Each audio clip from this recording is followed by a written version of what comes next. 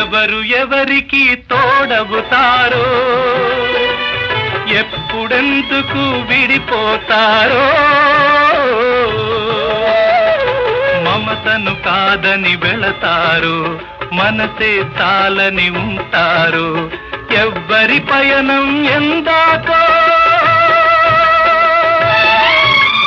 అడగదు ఎవ్వరిని, బదులే దొరకదని.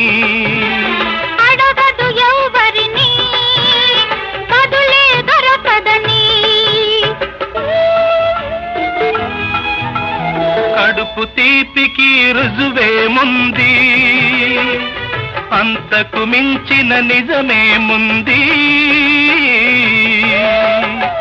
కాయే చెట్టుకు బరువైతే చెట్టును భూమి మోస్తుందా?